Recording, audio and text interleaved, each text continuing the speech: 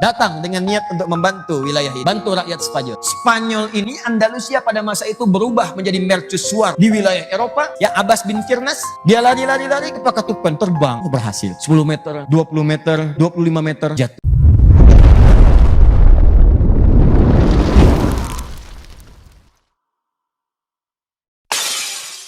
Afrika Utara itu bagian dari wilayah Islam pada masa itu, provinsi. Diutuslah nanti seorang gubernurnya. Siapa namanya? Musa bin Nusair. Nah, Musa bin Nusair,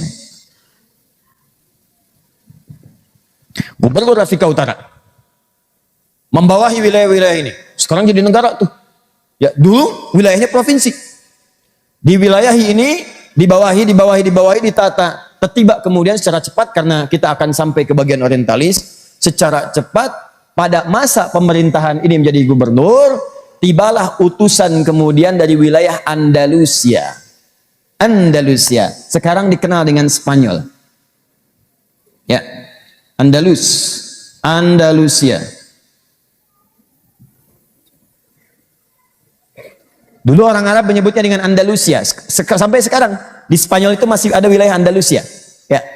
Singkatnya, datang kemudian menghadap kepada Musa bin Nusair meminta bantuan karena pemimpin yang memimpin di wilayah Andalus ini bersikap kejam kepada rakyat. Ya, ada penyiksaan, maaf, ada hukuman yang tidak wajar, rakyat disiksa, dikejar-kejar dan sebagainya. Akhirnya yang paling menarik begini, mereka tuh minta perlindungan kepada umat Islam dan minta bantuan supaya rakyat mereka itu dibantu. Datang menghadap kepada Musa bin Nusair utusannya, minta dibebaskan dari kekejaman Raja Rodrik. Datang pasukan Gotik kemudian ingin menghancurkan mereka dan seterusnya, minta bantuan. Maka diutuslah oleh Musa bin Nusair, diteliti terlebih dahulu apakah ini benar atau sekedar hanya provokasi saja untuk mengadu domba antara dua pemerintahan. Maka ketika dilihat, oh benar, ini butuh bantuan, maka dikirimkanlah seorang jenderal perang yang karismatik, punya giroh yang sangat tinggi, punya kemampuan militer yang hebat, dikenal dengan nama Tariq bin Ziyad. Tariq bin Ziyad.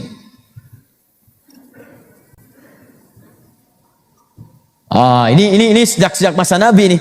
Jangan menempatkan seseorang pada hal yang tidak dikuasainya. Ini dikirimkanlah Tariq bin Ziyad dengan 10.000 pasukan. 10.000 orang.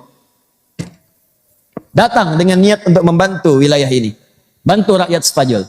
Begitu sampai kemudian mengarungi lautannya, sampai kemudian ke selatnya, masuk ke wilayahnya, maka ada bukit di situ. Ke bukit itulah kemudian Tariq naik, memberikan pidato yang sangat hebat. Kata Tariq bin Ziyad, bakar semua kapal-kapal yang mengantarkan kita ke sini. Bakar semuanya. Bakar. Habis. Bingung orang kenapa dibakar. Ini hebat nih, Pak. Lihat cara berpikirnya, ahli strategi. Untuk memunculkan semangat dan kekuatan, bakar itu semua kapal-kapal ya, kata. Bakar dulu. Setelah dibakar, ini kan nyebrang lautan nih. Ya, Mediterania, ada nyebrang sini. Ya. Jadi setelah dibakar seluruhnya, kata beliau, gampang nih. Hei pasukanku, di depan kalian ada syahid, kematian. Di belakang kalian ada laut, kematian juga. Kalian tinggal pilih, mau meninggal dengan cara berenang balik lagi, atau kalian hadapi untuk jihad fisabilillah membantu saudara-saudara kita di Spanyol. Karena Allah Subhanahu wa taala, tinggal pilih mau syahid atau mau wafat dalam keadaan berenang. Pilih aja. Dua-duanya pilihannya maut di depan kita, ya kalau memang Allah menetapkan ajal kita. Pilih, mau kembali kalian berenang atau mau menunaikan tugas sebagai syuhada. Kalau wafat syuhada, kalaupun kemudian kita hidup dalam keadaan mujahid fi sabilillah. Allahu Akbar. Ya mau pilih mana lagi, masa mau kembali berenang gitu kan? Akhirnya apa yang terjadi? Semua semangat, dikobarkan semangatnya, maka mereka kemudian dengan izin Allah Subhanahu wa taala ya berhasil kemudian menaklukkan kekejaman pada saat itu, membantu orang-orang yang ada di Andalusia sehingga mereka bisa hidup dalam keadaan tentram. Yang paling menarik, ketika akan kembali ke sini setelah tugas selesai ditunaikan membantu rakyat Andalusia, ingin kembali ke wilayahnya, ke Afrika Utara, ke sini, seketika mintalah kemudian atau datang permintaan dari umumnya semua masyarakat Spanyol, tolong bantu kami di sini untuk bisa mengembangkan wilayah Andalusia ini. Maka dikirimkanlah kemudian perlengkapan-perlengkapan. Ya, dari mulai perlengkapan-perlengkapan wilayah pertanian, kasih. Untuk peternakan, kasih. Sampai bibit-bibit unggul, ya. untuk pakan ternak, untuk kuda, untuk ini, untuk itu dibawa ke sana. Sampai sekarang kalau antum lihat kuda yang paling bagus kan katanya kuda Spanyol. Itu dulu pakannya dibawa oleh orang Islam Tarik tuh. Ya saat Islam menaklukkan Persia, di Persia itu ada satu tumbuhan. Yang tumbuhan itu kalau di surah Abasa disebut dengan kodba. Sekarang diistilahkan dengan alfalfa. Itu tumbuhan merambat. Itu tumbuhan itu kalau dijadikan pakan ternak, itu membuat ternak itu semakin kuat. Tampilannya bagus, kekar, kuat, kan? Ya kalau nggak percaya, minta aja ditendang sama kudanya gitu. Itu tampilannya beda, kelihatan dari jauh juga. Kalau dinaikin pun lain kekuatannya. Nah itu dikasih, kuda Persia terkenal pada saat itu. Dibawa ke Arab, pakannya dibawa oleh Tarik sampai dengan ke Spanyol.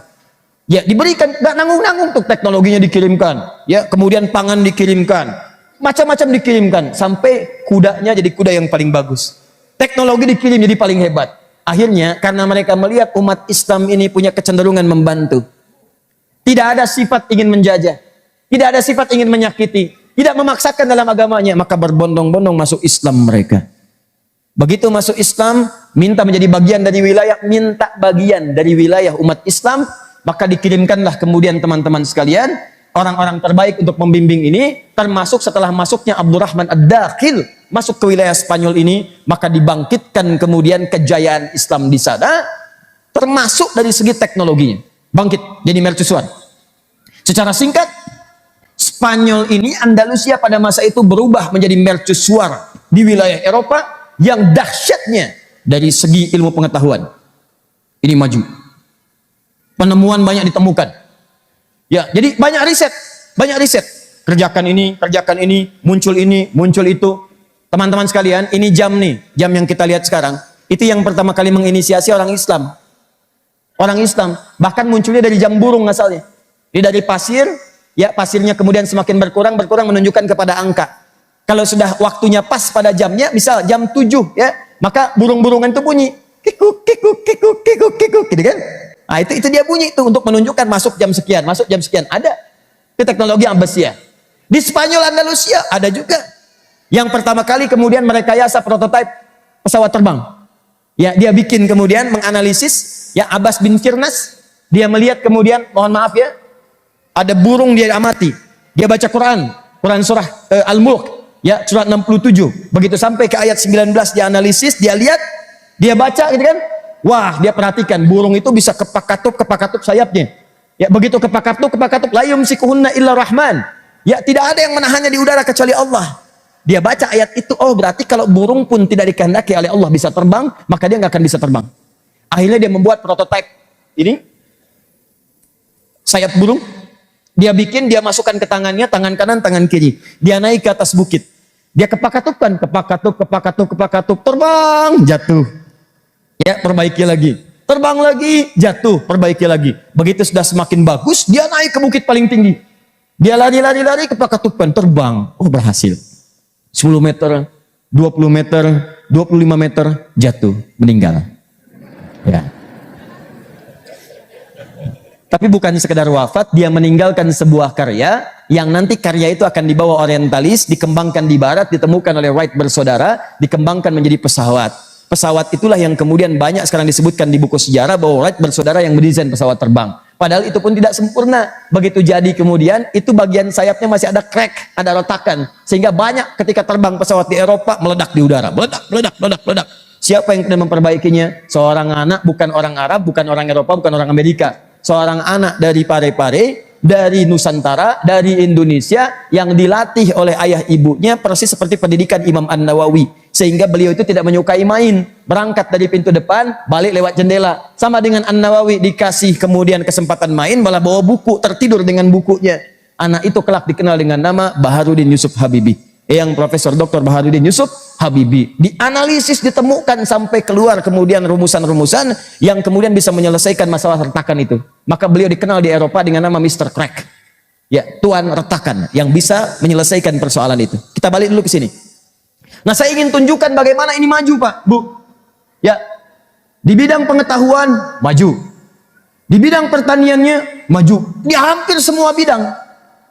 Kalau Anda ingin lihat gambaran sekarang miniaturnya, nanti kalau punya rezeki main-main ke Melbourne. Tahu? Lampu merah sono dikit. Ya, gambar. Jadi di Melbourne, di Australia, itu ada museum, Islamic Museum. Anda datang ke sana, arah mobilnya ke sini.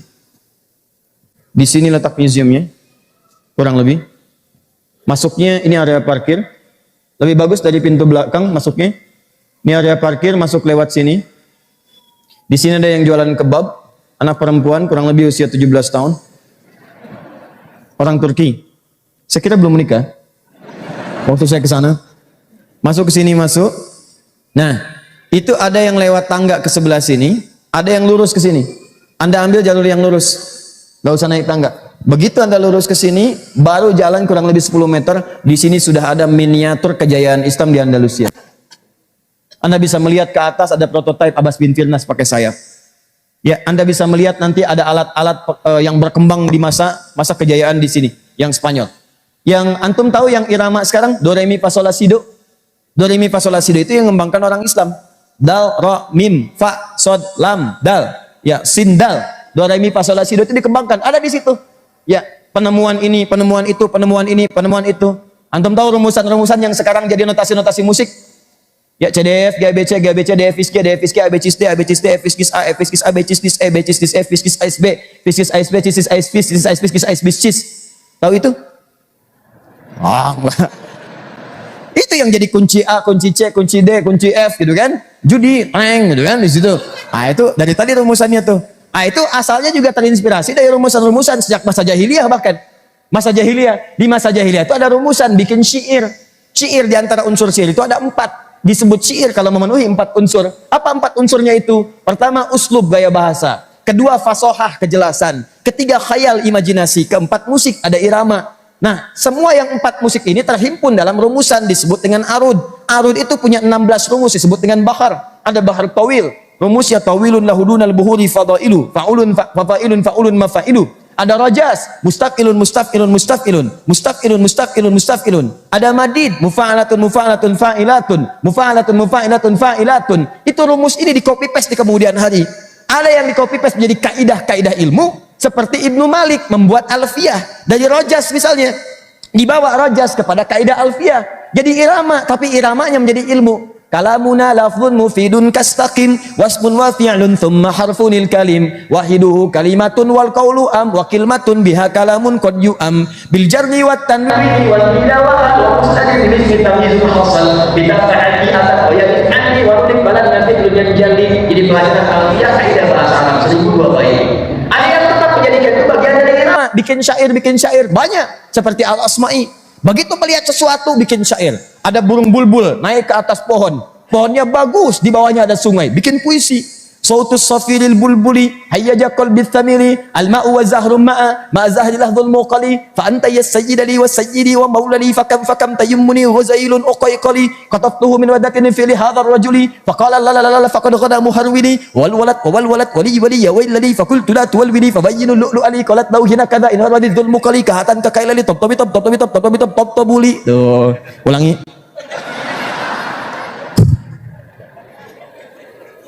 Nah, saya buka dulu dengan ini, nanti saya ingin jelaskan. Pasca ada kejadian di sini, nanti semua hasanah itu dibawa nanti kita jelaskan pelan-pelan. Sabar ya. Ini, jadi kan kalau dalam alur itu kadang naik turun supaya dilihat kemana arahnya. Nah ini kalau Anda ingin lihat khazanah semua ini, main ke sini, Anda akan lihat temukan banyak sekali di sini. Ya, termasuk kitab-kitab. Dalam bentuk di sini ada CD, ada juga 3D dan seterusnya. Balik ke sini. Setelah jaya di sini maju, itu umumnya Eropa selain Spanyol itu gelap. Makanya menyebutnya orang-orang Eropa kekinian dengan Dark Age, masa kegelapan. Masa kegelapan. Jadi Anda bayangkan, itu kalau pakai pakaian karung di atasnya, itu termasuk golongan punya di Eropa. Saking gelapnya, nestapa hidupnya, pakaiannya compang-camping, makanan juga banyak yang melarat dan sebagainya, nggak ada kemajuan. Begitu melihat kemudian orang-orang Islam di Spanyol, kemudian tiba-tiba maju, sejahtera, hebat, punya peradaban, maka mereka berbondong-bondong untuk belajar ke sana datang. Di Portugal dikirimkan utusan ke sana. Ya, di Spanyol sendiri, ya kalangan-kalangan dari masa pada saat itu, dari gereja-gereja menginstruksikan, ayo belajar, datang. Ada yang dari Italia, ada yang dari Portugal, ada yang dari macam-macam, belajar. sampai banyak diterjemahkan ke dalam bahasa-bahasa Latin pada saat itu. Ya, contohnya pada tahun 1130 ada yang bernama Raymond pertama, Raymond Senior. Ya, Raymond Senior. Di barat itu ada junior, ada senior. Seperti Neymar, ya. Itu Neymar junior. Nah, tahun 1130 ini beliau orang ini membawa hazanah-hazanah Islam untuk diterjemahkan ke dalam bahasa Latin. Ya, supaya orang Eropa pada maju, pada ikutan maju. Ya, terjemahkan, belajar. Banyak yang belajar ke sini. Dulu teman-teman sekalian, saya katakan pada Anda ya, waktu maju Eropa ini, itu semua orang barat mengagumi orang Islam, termasuk pakaiannya. Di kaidah itu kata Ibnu Khaldun. Ibnu Khaldun itu seorang sosiolog, bapak sosiolog. Ya, bapak sosiolog punya kitab namanya Muqaddimah. Beliau menyampaikan sebuah kaidah. Biasanya orang yang ketinggalan itu selalu kagum dengan orang maju. Sehingga semua perilaku orang maju itu ditiru. Pakaian diikuti, ya. Cara hidup diikuti, model rambut diikuti. Sekarang lihat tuh. Sekarang yang maju wilayah Eropa, Amerika. Semua kadang-kadang kalau pengen dilihat maju itu diikutin tuh. Padahal di sananya belum tentu disebut maju. Silakan cek. Sana pakai dasi, sini pakai dasi. Sana pakai jas, sini pakai jas. Sana rambutnya dicet, ikutan dicet, ya. Coba tuh. Kadang ada bagian tertentu yang tidak paham pun diikuti juga. Yang paling bahaya adalah sesuatu yang tidak dipahami itu dampaknya buruk tiba-tiba diikuti. Contoh, di sana ada yang dilubangin satu telinga, ikut dilubangin. Padahal di sana itu kalau dilubangin satu, misal kanan dilubangin, itu artinya homo. Artinya homo. Kalau lubangin satu. Kalau dua-duanya dilubangin, homo yang satu ini sudah bergaul dengan homo yang lain. Duh. Diikutin di sini lubangin satu. Ini yang paling bahaya. Makanya Nabi jauh-jauh hari bikin ketentuan. Man tashabbaha biqaumin fahuwa minhum. Orang-orang yang menyerupai orang yang tidak jelas, kebiasaan yang tidak diketahui, ujung-ujungnya bisa mengikuti perilakunya. Makanya orang-orang ini ketika membuat sebuah keadaan yang tidak benar, diikuti kemudian pada yang tidak dia ketahui, perilakunya ikut diikutin. Silakan Anda cek. Kalau udah mulai Anda menindik sesuatu, melubangi sesuatu, kemudian mengecat dengan tidak benar dan sebagai diikuti semua itu, maka perilakunya pun akan otomatis akan terikuti. Ini yang disampaikan oleh Nabi jauh-jauh hari. Nah, dulu situasi itu tertukar. Orang Eropa kagum dengan orang Islam. Pakaian yang paling dikagumi bukan yang seperti sekarang. Mereka itu akan senang menggunakan jilbab, bu, yang perempuan. Jadi kalau nggak pakai jilbab, rasanya nggak modern. Tuh, orang Eropa dulu. Anda buka file-file, Google, tanyakan Google. Klik Google. Tampilkan gambar misalnya. Ya, Ratu Eropa di zaman-zaman masa abad 19. Muncul gambarnya. Anda lihat yang di Polandia, Anda lihat bahkan yang di Inggris. Ya, keturunan Elizabeth yang sebelumnya tuh, sebelumnya Anda silahkan cek, pakai kerudung. Kalau nggak percaya silahkan. Tuh, sampai jatuh kaget. Ya, pakai jubah. Dikagum. Kalau nggak pakai jubah itu nggak modern. Kalau nggak pakai gamis nggak modern. Kalau nggak pakai jilbab nggak modern. Itu gambarannya tuh saking dahsyatnya pengaruh orang Islam pada saat itu, maka semua perilakunya diikuti dan tidak pernah menampilkan yang aneh-aneh. Kalau pakaian itu silahkan sesuai modelnya, nggak ada ikatan. Ya, mau pakai batik silahkan, pakai baju gamis silahkan, sepanjang bagi umat Islam menutup aurat. Tapi yang saya bincangkan sekarang adalah kemajuan pada saat itu menjadikan Eropa di sekitarnya kagum sehingga mengikuti semua perilaku orang Islam pada masa itu, termasuk gaya dan modelnya. Itu sudah hukum, siapa yang maju itu yang diikuti. Bahasa Arab, jadi bahasa paling hebat. Jadi kalau nggak bisa bahasa Arab itu bukan orang maju. Hai, how are you? Orang terbelakang. Kaifa haluk? Itu maju. Dulu begitu. Jadi kalau good morning, bosan. Assalamualaikum, maju nih, maju. Jadi semua kalimat-kalimat pada saat itu diikutin, bahasa Arab diikutin, terjemahan dianggap orang yang bersentuhan dengan ini maju. Itu sudah kaidah, Sama sekarang juga begitu. Begitu yang majunya Eropa, bahasa Inggris yang dipakai, kan sekarang kalau nggak ke Inggris-Inggrisan kayaknya nggak maju. Bahkan yang paling aneh, kalau pakai bahasa Inggris harganya ikut naik. Orange juice 20.000, es jeruk 5.000. Pesen jus alpukat berapa? 7.000. Avocado 30.000. Tuh. Jeruk nipis peras Berapa? 2.500. Jennifer 25.000. Jennifer jeruk nipis plus. Wah. Kalau pakai es, lop es. Nah, ini dulu begitu tuh. Nah, sampai tidak sadar umat Islam itu sudah naik maju. Nah, ini hukum kedua kata Ibnu Khaldun. Kalau orang sudah kebanyakan maju tapi meninggalkan aspek spiritualitasnya, maka dia tidak punya kontrol, nggak ada rem dalam dirinya. Maka yang terjadi nafsu semakin kuat. Kan rumus di Quran itu cuma dua, ada takwa, ada nafsu. Quran surah 91 ayat 7 sampai 10. Ya, wa nafsi wa ma sawwaha fa alhamaha fujuraha wa. Nah, di kita itu ada fujur, ada takwa. Fujur nama lain nafsu. Jadi kalau takwanya naik, nafsu ditekan. Nafsunya naik, takwa ditekan. Takwa itu jiwa kebaikan. Jujur ada di takwa, adil ada di takwa, perhatian ada di takwa, ketaatan ada di takwa. Makanya ini selalu memberikan bisikan kebaikan pada kita. Kalau nggak percaya silahkan. Antum saat azan berkumandang, jiwa ini akan berkata, cepat sudah azan. Bahkan kalau dorongannya kuat, sebelum azan udah bisikin, sebentar lagi azan. Sebentar lagi azan. Sama, dia pun mencegah kemungkaran. Jadi begitu dikerjakan kemungkaran, ya akan tersirat misalnya, ini akan protes. Antum keluar dari sini, tiba-tiba terfikir misalnya untuk ganti sendal. Ya, cuman di depan masjid ganti sendalnya. Ya, mana sendal saya ya? Mana sendal saya ya? Gitu kan?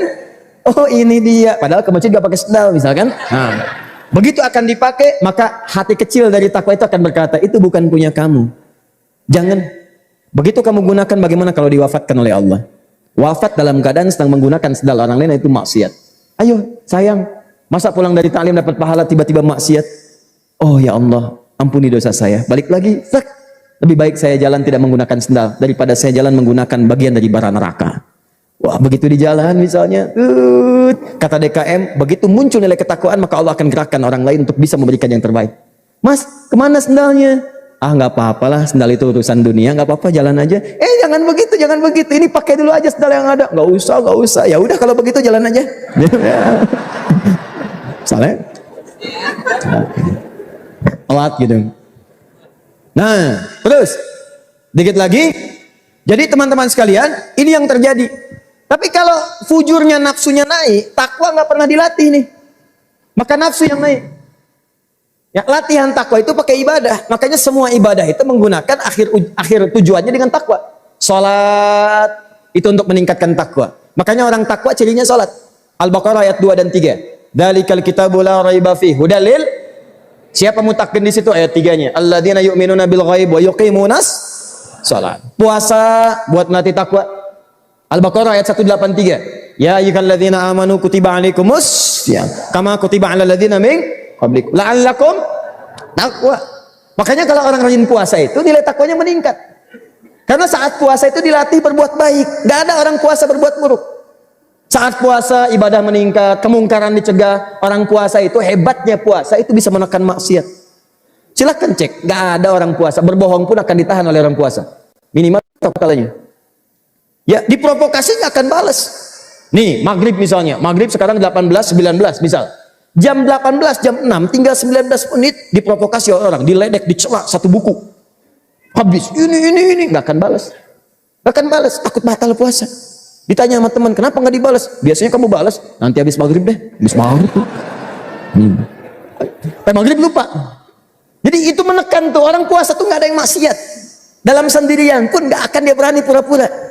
Ya silahkan cek, itulah takwa. Jadi kalau spirit itu dibawa, selesai puasa, dibawa ke kehidupan kita yang asli, real. Dalam kehidupan harian kita maksudnya, ya bukan latihan saat puasa kita jalani, itu akan terbawa spiritnya. Ada yang nawarin yang tidak bagus, tolak. Ada yang ngajak provokasi, tinggalkan. Ada yang ngajak mencela, jauhi. Itulah spiritnya takwa. Haji, takwa. Buka Quran surah kedua, ayat 197, paling kanan sebelah atas.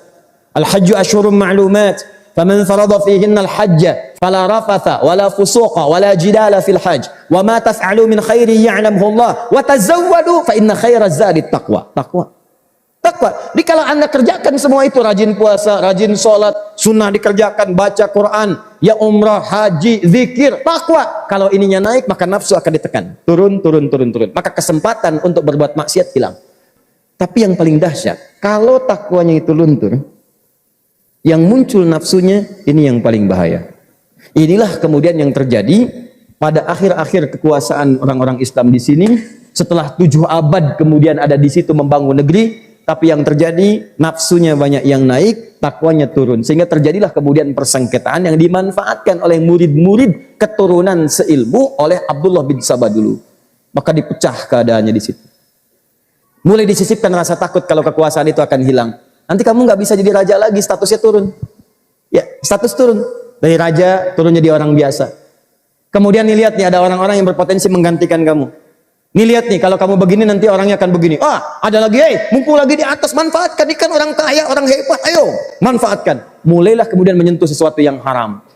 Mula-mula minuman biasa-biasa, setelah itu minum-minum, setelah macam-macam dan sebagainya. Apa yang terjadi? Karena larut dalam kekuasaan, lupa, akhirnya sisi lain dari Eropa yang merasa orang Islam mengambil wilayahnya, akhirnya mereka menyiapkan serangan, kumpul, dipelajari, dilengkapi senjata dan sebagainya, diinstruksikan. Maka yang terbesar adalah menyatunya 2 faksi, yang satu dipimpin oleh seorang bernama Ferdinand,